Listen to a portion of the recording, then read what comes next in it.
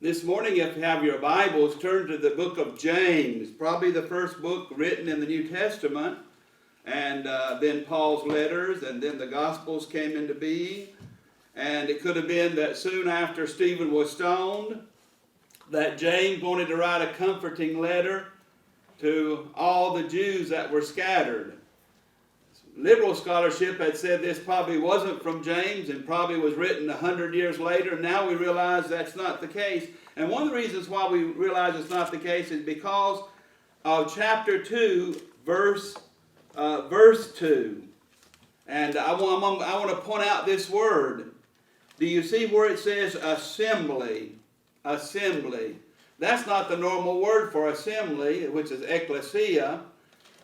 This is later was church. This is the word assembly that means synagogue. Synagogue. And this is one of the few, maybe one of the only times in the early documents that we have where the first churches were actually called Jewish Christian synagogues. Can you believe that? That word in Greek there is synagogue. Synagogues were a place you study God's word, and here there's a Christian synagogue. James was part of it, and they use that same word in Greek, synagogue. Now we translate assembly because we don't, if we use the word synagogue, they'd think it was a Jewish synagogue. It certainly wasn't a Jewish synagogue. It was a Jewish Christian gathering. So what's happened is they have formed a group, and they formed it like the Jewish people formed synagogues. But this synagogue is dedicated to Jesus Christ as the Messiah. Jesus Christ as a Messiah. Now today, I also want to put something else up on its head. Instead of talking from the point of view of the Christian who's there and what James does, we're going to think in terms of the person of low class who, when he enters, is told to stand in the back or to be seated.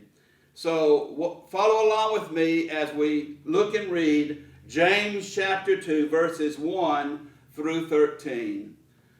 My brothers and sisters, do you with your acts of favoritism really believe in our glorious Lord Jesus Christ? For if a person with gold rings and in fine clothes comes into your assembly, and if a poor person in dirty clothes also comes in, and if you take notice of the one wearing the fine clothes and say, "Have a seat here, please," while to the one who is poor you say, "Stand there," or "Sit at my feet," have you not made distinctions among yourselves and become judges with evil thoughts? Listen, my beloved brothers and sisters, has not God chosen the poor in the world to be rich in faith and to be heirs of the kingdom that he has promised to those who love him? But you have dishonored the poor. Is it not the rich who oppress you? Is it not they who drag you into court? Is it not they who blaspheme the excellent name that was invoked over you? You do well if you really fulfill the royal law according to the scripture. You shall love your neighbor as yourself. But if you show partiality, you commit sin and are convicted by the law as transgressors. For whosoever keeps the whole law but fails in one point has become accountable for all of it. For the one who said, "You shall not commit adultery," also said, "You shall not murder." Now if you do not commit adultery, but if you murder, you have become a transgressor of the law. So speak and so act as those who are to be judged with the law of liberty, for judgment will be without mercy to anyone who has shown no mercy. Mercy triumphs over judgment. May God add his blessing to the reading of this word. I went one time to preach in a very large church. It was a church that we were on furlough, and I was the missionary speaking, the missionary moment. And the church had about 4,000 or 5,000 in attendance. I didn't know how many it had at that time. I was just visiting church. It was a huge sanctuary. So I went into the church, and we sat down front in the church, probably 3 or 4 pews back as I usually do. I was waiting for someone to tell me where the pastor's office was and where to go, and nobody was there, so I was waiting. And Sunday school was letting out just a few minutes later. and someone come over to us and said the following: "You're sitting in my seat." Well, I said, okay. So then I felt like, well, just standing up anywhere till I could find out whose seat was what. So I got up, I walked to the aisle, and I stood over in the aisle. I waited for someone to come, and I said, "Would you mind showing me where the pastor's office is?" I figured he would wonder if I was there or not. So we went there, and he was waiting for us. He thought he had people, but they had several doors to come into, and we didn't know which door was the main door or not. Well, later that day, I preached the 2 services. They had the morning service and then 11 o'clock service. And I preached both services. And to say the least, that couple was quite embarrassed that they had had me move since I was the guest speaker. But I thought about it, how we do. Now let me tell you how ancient times were. In huge houses, these where people were prominent, important, they had banquet rooms. And in the banquet rooms, they had several sections of the banquet. Down front, they had tables and chairs, and sometimes with backs, but usually not without backs. The people who were the head of the household would have chairs with backs, but the others would have tables and, you might say, benches or short benches. Then the next group of people would be sitting back there, and they would just sit on the floor, and they would have mats to sit on, but they would sit on the mats. Then farther back, you had people who would sit on the floor. They didn't have mats, but they were also going to be fed some of the part of the meal. And then you had people standing. The slaves would stand, servants would stand. People who were guests of the house but weren't very prominent people, they would stand. And then you'd have slaves all around waiting to wait on you. So there was different levels of class of where you would be. They would bring out vegetables and meat and other things, and the table, the main table, would get a banquet. They'd have several different things to eat. The ones who were the next would get something to eat and maybe a little pieces of meat, maybe not the best meat. The ones on the mats, the ones sitting on the floor, would just get vegetables, no meat. And then the slaves, they would only get what people tossed them. Now I know it sounds grotesque to us, but when someone would bite into a piece of meat and it had gristle or something that wasn't good, they would throw it to the slaves, just like they were dogs. That was a normal society. No one thought it was wrong. No one thought it was bad. It's just, I'm a slave. And the slaves were often glad to get that kind of thing thrown to them because they could often find some meat on there. That may be the only time they would get meat. The ones sitting on the mats and the floor there were glad they were able to even be in the banquet. They were just glad that they had even been invited at all, and they felt it honored just to be invited. Of course, the ones who sat at tables, they were the prominent guests, sometimes the ones who were on the same category level. Aristotle said this was appropriate. Can you believe Aristotle, smart as he was, he thought that was appropriate. That every class and every group should have its place. Well, Jesus Christ, as you know, sometimes he would stop a whole multitude. And sometimes those who were middle class or even those who were wealthy, just to talk to a poor person. He would stop everything just to talk to a child. He would stop everything just to talk to a sick old woman or a man who was nervous about his child dying. Jesus would stop in the way and he would entertain conversations like with the Samaritan woman that his disciples thought were totally inappropriate. So when James writes this chapter 2,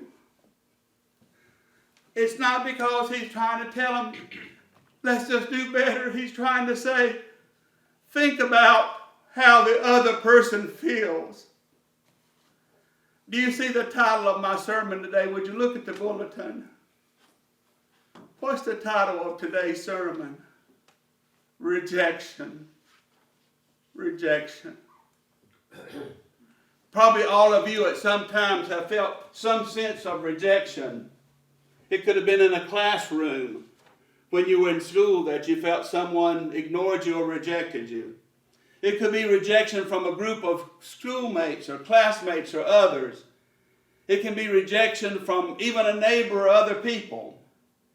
Or sometimes you feel rejection, and that's not really what the person wants to communicate, but they don't realize that in speaking or not speaking with you. Here James was trying to say, put yourself, Christian, in the other person's shoes. And we are Christians. We can rise above this. We don't have to have the normal banquet tables. We don't have to have this and that. You know why? One reason why I'm glad I grew up in the church I did, and the church that I'm proud to be in right now, is when we sit down together to eat. When we do something, we get together to do it. When we think about something and we want to do something, it's like sharing the Lord's Supper that we'll do today. It's that each one of us can play a role and we have a part. Here James said, and I understand it, and I've probably been guilty, and every single person, when I see someone coming who not, I don't just look at their wealth, but I think about their formation, if they're really from a nice family. I'm so glad when they come and they're part of the church, and we've had this happen across my ministry. Lucinda's seen it other times that people have come in, mayors of cities, and I've had 3 sheriffs of police forces and several principals of schools who have come and said, I want to be a member of your church. Overseas, we had medical doctors who, several of them said, we want to attend and be part of your congregation. I remember when that first started and we had our first doctor in there, I thought, this is the most unusual thing I've ever seen. And can you believe it? Even in Savannah, Georgia, we were pastoring a church out there in Savannah, Georgia. We had a whole pew of lawyers. Now that was one of the most unusual things I'd ever seen, but one came and he said, I want the whole law firm to come and have to listen to you every Sunday. It'd make us all better. And they did. While I was there, 2 years or whatever, I was in the last of my years there, a whole pew of lawyers would come. They'd sit there and they would hear the sermon each Sunday. And I thank God for each one of them. I pray for them. I think about them often. They were a wonderful group of us, all men, but there's a wonderful group of men. But yes, we love it when someone comes in because we know how much they can add to a congregation with their spirit and their love. But then Jesus says there's a place for those who maybe aren't lovable. And yes, we want to be like the world and say, stand up and sit there. Now that doesn't mean we're not going to challenge them and say, rise above your circumstance. Rise above where you come from. I'm like the truckers. I don't think the emphasis should be on where you're coming from. You know what they always ask? Where are you headed? Where are you headed? And I say, where are you headed? And then in verse 5, James does as he does before. He stresses beloved. He wants them to know, I love you, I care, so they'll understand and know. Has God not chosen the poor in the world to be rich in faith? Well, he wants the ones who are wealthy to be rich in faith, not just the poor, but often those who are well-to-do, they feel that way. I want to share something with you that just broke my heart. I'm in Virginia. I'm doing the funeral for one of my relatives. I won't say which one it was. She was about 85 when she died. And I'm there before the funeral. I go to her house. I visited her several times. She's a wonderful lady. She was with Apple Orchards too. And you know what she told me? She said, I wish we had made enough money off the apples so I could have joined the church.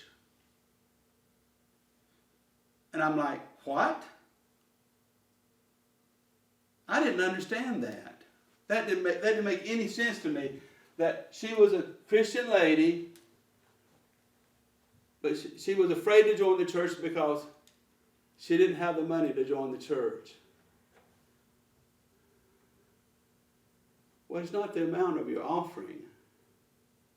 If you make little, you'll tithe a little. If you make a lot, you'll tithe a lot. I remember someone came to W.A. Criswell, who was pastor of First Baptist Dallas one time, and said, and he had a well come in, and he had another business was booming, and they asked Dr. Criswell in his office, and he said, Dr. Criswell, I just can't put my whole tithe in the church. It's just too much. And Dr. Criswell looked at his deacon and said the following: "I'll just have to pray that God would make you poor again."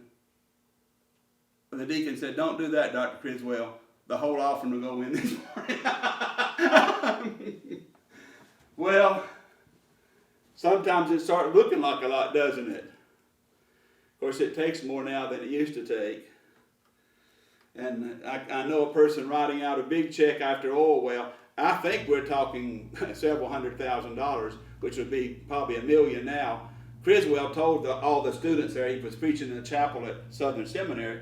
I think he told us how much the money was, and the man said he'd never written a check for that much money in his life. It's like he was praying for a missionary offering. Criswell has a lot of stories. I love Dr. Criswell's stories. But he said they had a missionary from Brazil come in, and the missionary needed a helicopter. He said, "I can't get over there to preach. The river's bad. The roads are all destroyed." And he said, "I've got 17 churches in there, and I'm training the leadership, and I've just started it, and we're talking about 200,000 or 300,000 people." And Criswell said, "Now what did you tell me you needed?" He said, "Well, I need a helicopter." "Well, how much is a helicopter?" He said, "Well, I don't really know." So he called all the deacons in, and he said, "Folks, I want to ask you permission to do an offering tonight, a love offering, for our missionary speaker this evening, Sunday evening." Well, they're having missions all week, but it's one of those where you have different mission speakers. You don't know what I'm talking about. They have each service, they have a different, it's one of those schools of missions that they used to have. He said, "I want you to pledge, but now don't pledge for right now. If you can give now, fine. But let's pledge for 30 days, because he's going to be here for 30 more days in the country, and we can do it." Well, I don't know if you all knew Dr. Criswell. He was flamboyant. So he said, "Now whatever's given is going to go toward that helicopter ministry." So that night he got up and he was introducing the guy to speak, and of course he had just a sweet missionary sermon, and he said, "Well, we've got the money, we've already called the companies, we've already got 3 helicopters bought for you, and we got enough money to sustain them for 10 years. And the congregation clapped. And the missionary was broken. He got up, he could hardly speak. The love was overwhelming. When you have a tragedy like we've had in our county, I hope the love has been overwhelming for the family. We need that overwhelming sense of love. When my father died, over 1,000 people came through to shake our hands. And I didn't realize what happens when so many people come through. But we were, his family, we were overwhelmed by love. And you know what? I didn't know it. But we needed it. I needed it. I remember going to my church after my dad had died. And one of the deacons said, "We're so sorry, Pastor, that your dad has passed." And I didn't realize that 2 other deacons was watching. I could tell they were interested in letting me know that they felt that. And it made a difference. Can we love the unlovable? But aren't we all in some way unlovable before God because of our sin? Aren't we all somehow tainted because of our sin? When we point to someone else and we say, "Great sinner," the publican or the prostitute or this or that, as the Pharisees did, can't we point and say, are we not somehow not where we should be?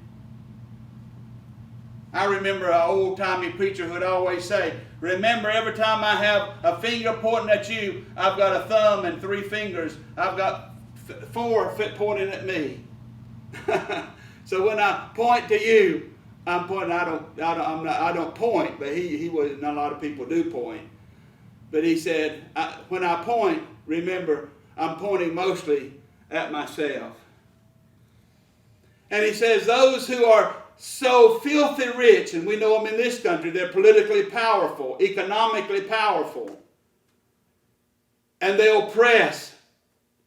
They oppress the working class. They oppress I think there is some truth in what someone said, how you can define the difference between a liberal and a Democrat, and a liberal and a conservative. When the liberal gives to charity, he means that the government should help somebody.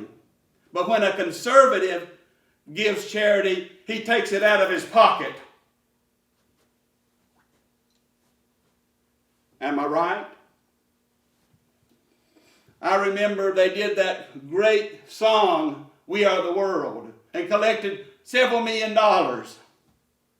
And that same year, our International Mission Board collected 10 times more than that for food and aid. I'm not talking about Lottie Moon, I'm talking about just the money donated for hunger.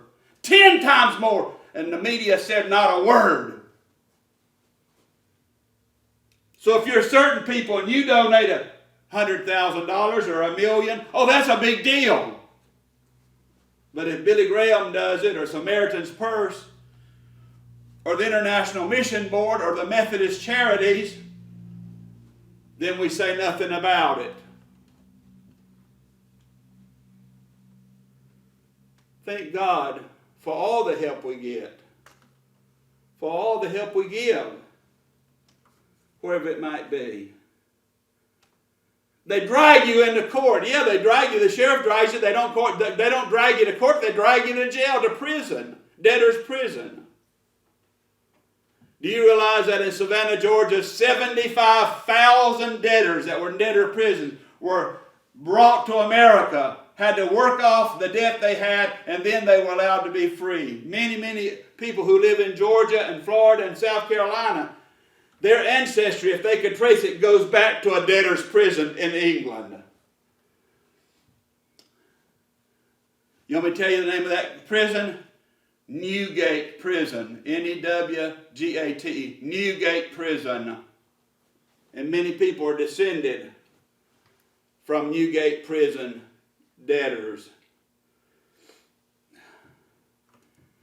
That's why sometimes they didn't tell their family where they were from. They tried to make a living and go forward in America because they'd had a hard time. They went through a lot of things to get where they were. Is it not that they who blaspheme the excellent name that was invoked over you? In other words, not only do they oppress you equally, financially, legally, and they put you in prison, all kinds of things, but they talk bad about Jesus. They've rejected Christ completely. They don't want to hear his name. If they say his name, it's something in vain. It's not something that should be spoken. And then verse 8, he makes a radical change. But really it goes along with the same theme. You shall love your neighbor as yourself. And I remember the story about the prodigal son. I remember the story. And the prodigal son, when he was down, he was lifted back up by his father. And I remember the lawyer's question about who's my neighbor. And Jesus telling the story of the Good Samaritan. Those are two parables I like to put together with this one. Usually we think of the Good Samaritan parable. And he doesn't say, the answer wasn't who is my neighbor. It really is, who can I be neighborly to? Who can I be neighborly to? In other words, don't look out there to say neighbor. Look in here and say, I'm going to be neighborly. Not to say, who should I forgive? But am I a forgiving person?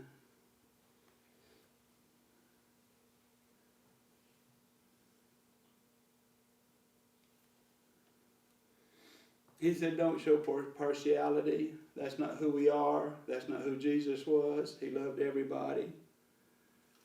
And then he said, you contaminate all your spiritual well-being if you do one thing wrong. Let's say there's 15 or 20 contaminants that can make water impure. And there's many, many more than 15 or 20. But let's say you only put one contaminant in a bad contaminant in water. It's still contaminated, right? You don't want to drink it if it even just has one bad contaminant. And this is what it's saying. When you sin, it throws everything out of whack. Your whole spiritual priorities. Sometimes we read things into things that's not really there. Sometimes we feel things that nobody's feeling. I've told you the story that broke my heart when I was a young pastor. I just thought everybody would want to come and hear me preach, and everybody was doing fine and great, and they showed up as perfect people. And then this one woman who would be beaten if she went to church because the man's lunch wouldn't be there at 12. But yet she was willing to come. She was so hungry spiritually that she was willing to come, then go home and be beaten, and then be happy in the afternoon that she had been at church. And I remember her telling me, well, I come to church regularly now. And he just said the other day, well, it don't do any good to beat you. I'm just not going to beat you. Now, folks, I'm not talking about a little beating. I'm talking about a beating and a stomping down to the floor. Do y'all know the difference? I'm not talking about a little hitting. I'm talking about cruelty. Now, our good sheriff, as I understand, was headed to answer the call to a domestic violence. Am I right, Bobby?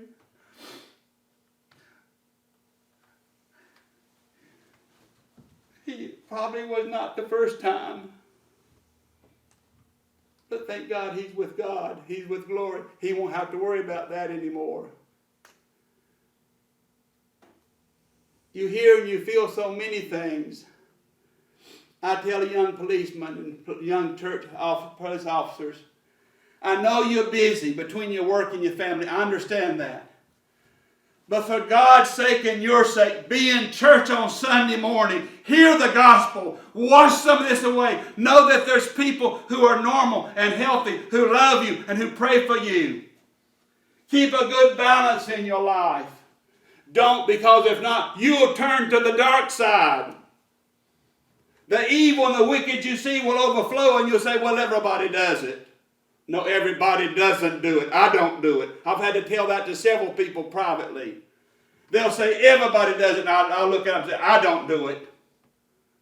And they'll say, oh. And I said, you shouldn't do it. You shouldn't do it. I certainly, with my children, when they were in my house, I didn't say, oh yeah, everybody in your school, in your class wants to do that, that's fine. No, there's some things I said, no, you're not going to be a part of that. I guess what I'm preaching today is the underdog. Now, a lot of times the underdog, there's a reason, and they've done some things they shouldn't do, and they're the underdog. I'm not talking about, I don't go along with this thing, if you're poor, then you're totally perfect. No. I don't go along with that nonsense. The Bible says we all have sinned, rich or poor. That we all need God's mercy and God's salvation, God's forgiveness. It says here, for judgment will be without mercy to anyone who has shown no mercy. This morning I would say this to everyone here. If I've done anything to ever harm you or hurt you, please forgive me. Would you? Would you be willing to forgive me if I've done anything to hurt you? I wouldn't hurt any of you here for anything in the world.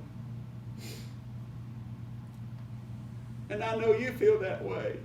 You wouldn't do anything to hurt anybody. Now my grandchildren are coming the second Sunday in October. And I hope they'll feel that love that they've always felt.